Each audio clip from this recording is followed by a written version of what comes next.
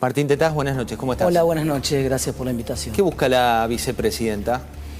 Busca alterar los principios básicos de una república, porque en la república hay división de poderes, la justicia hace su trabajo y ni los gremios, ni la calle, ni la historia, ni nadie más puede decidir por la justicia. El símbolo de la justicia justamente es una justicia con los ojos tapados, es decir, de ciega, no responde a ningún tipo de presiones de ninguna naturaleza, no es el resultado del voto popular de la gente en las urnas, no es el resultado del análisis de los historiadores que conforman el relato, con lo cual, de manera absolutamente independiente, va a haber una sentencia, y esa sentencia lo que quiere, es muy probable por la abundante evidencia que hay que sea condenatoria respecto de la presidenta y la expresidenta, y entonces lo que está buscando Cristina es de alguna manera deslegitimar a la justicia, echar mantos de dudas sobre la justicia, buscar otro tipo de apoyos que no sean los apoyos judiciales, sino con manifestaciones masivas en la calle, es decir, distorsionar el resultado de lo que va a ocurrir el 6 de diciembre. Cuando ves que los estatales convocan a un paro, si el fallo la condena a Cristina Fernández de Kirchner, ¿qué te genera? Mira, lo primero que te voy a decir es que tuvimos 2 años de pandemia con los estatales en la mitad del tiempo sin trabajar, la mitad de ellos, porque seamos honestos. Todos sabemos lo que pasó durante la pandemia. Hubo muchísima gente que hizo un esfuerzo extraordinario desde la casa, trabajando en teletrabajo. Pero todos los que están adentro de distintas oficinas del Estado saben que ese esfuerzo no fue parejo, que hubo muchísima gente que no trabajó. ¿Y sabés qué pasó? No se notó la diferencia. No se notó. Así que si hacen un paro, para hacer el desastre que están haciendo hoy en la conducción del Estado, la verdad que si paran unos días nos hacen un favor. Así que ojalá que paren unos días, que dejen de emitirle LIC. Por ejemplo, podrían hacer un paro en el Banco Central. Sería un lindo lugar para empezar. Entonces la maquinita del Banco Central no imprimiría más billetes. Descansaría un poco de imprimir billetes y tendría alguna chance de bajar la inflación. Sería una buena idea. O por ahí hacen un paro en la FIP y dejan de cobrarle impuestos a la gente que produce y dejan de cobrarle impuestos a los exportadores, que son los que tienen que generar los dólares para Argentina, también sería una buena idea. O hacen un paro en alguna de las oficinas que le pone trabas burocráticas a los emprendedores que quieren hacer negocios en Argentina, que quieren generar empleo. Así que hay muchos espacios de la administración pública donde sería una buena noticia.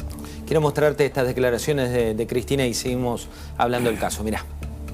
En este periodo tan nefasto en que los juzgados han dejado de ser juzgados para convertirse en partidos políticos de un sector, claramente, porque debo decir que, por ejemplo, cuando intentaron matarme en la puerta de mi casa, fue en la puerta de mi casa, y fue la misma casa en Juncal, Uruguay, de la que yo salí junto a Néstor para ir a Olivos. Y cuando terminé porque él ya había partido, cuando terminamos en el 10 de diciembre del 2000, volví al mismo lugar. Siempre viví en la misma casa, en el mismo lugar. Tal vez alguna otra dirigente muy importante de la oposición, que vecina del barrio, un poquito más para allá, más en un lugar más selecto, en la isla, compró un departamento a mitad de precio, que además se lo vendió la hija de su contador, que además lo había comprado un año antes y que además se lo vendió prestándole la plata. Bueno, pero la ladrona y la chorra soy yo. Esto es lo que estamos viviendo en la República Argentina. ¿Te sorprende que le tire en este caso a Vidal o también le tiró? Me sorprende que se haya olvidado de los 5 millones de dólares que tenía en la caja de seguridad su hija. Me sorprende que se haya olvidado de la cadena de hoteles que tiene en el camino, de la cantidad de propiedades que tiene. Me sorprende que se haya olvidado de los casi 500 millones de dólares en propiedades que le detectaron a Muñoz en Miami y en distintos lugares del exterior, que era su persona de máxima confianza. Obviamente era dinero sobre el cual ellos tenían perfecto conocimiento. Me sorprende que haya dicho que se haya olvidado de López y de los bolsos de López. Me sorprende soberanamente que se haya olvidado de que ellos montaron una matriz de corrupción para financiar una estructura política aparentemente imbatible, hasta que se juntó toda la oposición. Eso es lo que tiene miedo Cristina. Lo único que le preocupa a Cristina es que la oposición está unida, y que con la oposición unida, esa matriz que tiene, porque todo esto sale plata. ¿De dónde sale la plata para pagar, por ejemplo, el acto de Cristina en La Plata? ¿De dónde sale el dinero para sostener la estructura política del kirchnerismo que está tratando de reflotar una candidatura eventual de Cristina seguramente al Senado de la provincia de Buenos Aires? ¿De dónde sale? Bueno, eso lo tendrían que responder ellos. de cómo se financia. Entonces uno sospecha que lo que hizo el kirchnerismo fue montar una matriz de corrupción para financiar la política. Incluso algunos lo han sostenido, algunos historiadores mediáticos en algún momento, como Brienza, del propio periodismo, del propio peronismo, han sostenido esta idea de que había que robar para poder hacer política en Argentina. Ella dijo también que la culpa la persiguen por haber estatizado las FJPs, que la persiguen, mira, realmente deberían perseguirla porque se robaron la plata de los jubilados. Pero te quiero mostrar las variables económicas que contó. Vos ahora me lo mostrás, ¿sabés que hay un montón de gente que había hecho aportes para cobrar una jubilación en esas AFJP durante prácticamente 20 años, porque se privatizó en el 94 y ellos reestatizaron en el 2008, creo que fue, 2009, así que prácticamente 15 años. Y hay un montón de gente que se quedaron con esos ahorros de esa gente, no se los dieron nunca más. No eran ahorros del Estado. Cobra una miseria hoy. Es así, hay mucho jubilado hoy que te dice, che, yo destiné esto porque era mi futuro y me lo confiscaron. Así lo decía Cristina, supuestamente porque la persiguen. Nosotros estafamos al país, defraudamos al país cuando las condiciones de vida de la gente eran muy superiores a las de hoy. Esto es una defraudación al Estado. Sin embargo, quienes trajeron el Fondo Monetario Internacional y 45.000 millones de dólares que no sabemos dónde están, esos no tienen ningún problema. Están en Qatar, mirando el Mundial. Esa es la mentira más notable de Cristina. A ver. La mentira más notable.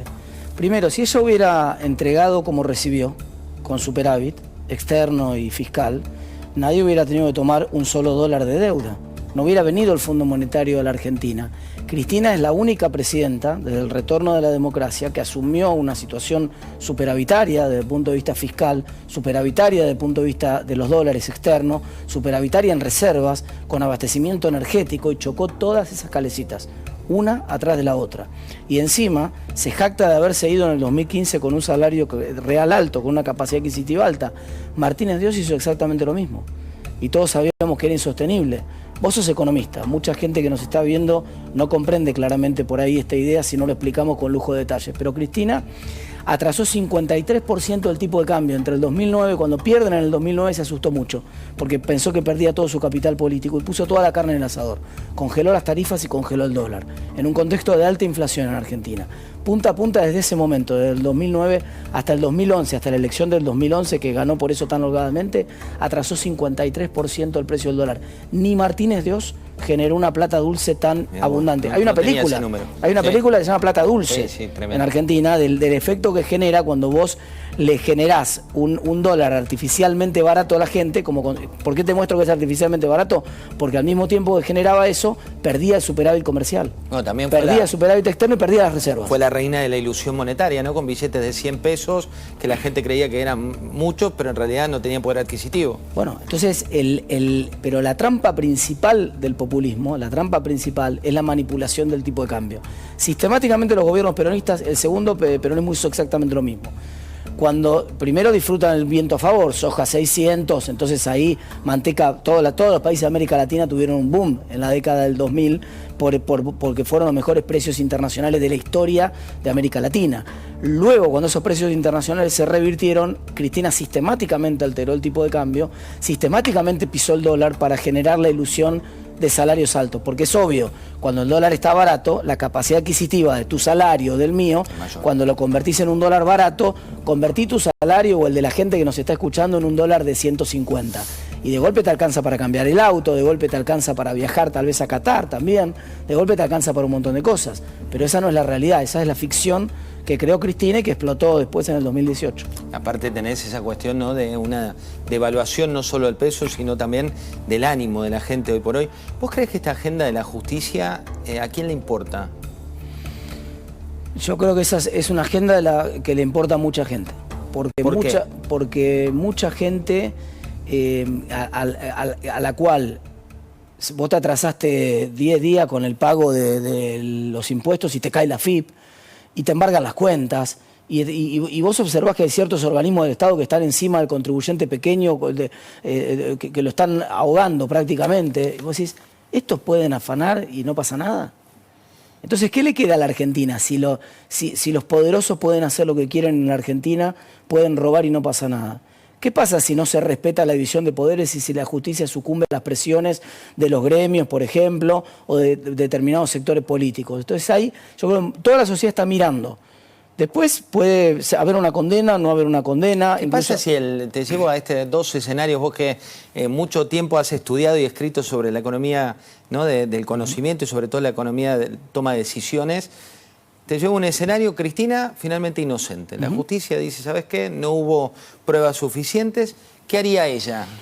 Por supuesto, supongo que ahí en ese caso la justicia sería benévola y se jactaría de que efectivamente la justicia dictó su inocencia y seguramente el proceso sigue, porque también esto hay que ser claro, no se termina el 6 de diciembre. Hay distintas fases. Va a haber una fase de apelación en ese caso de la Fiscalía, seguramente tomará la decisión de apelar la sentencia si la declararan inocente y entonces habrá una segunda instancia. Digamos, hay un proceso judicial que sigue, no es que termina el 6 de diciembre.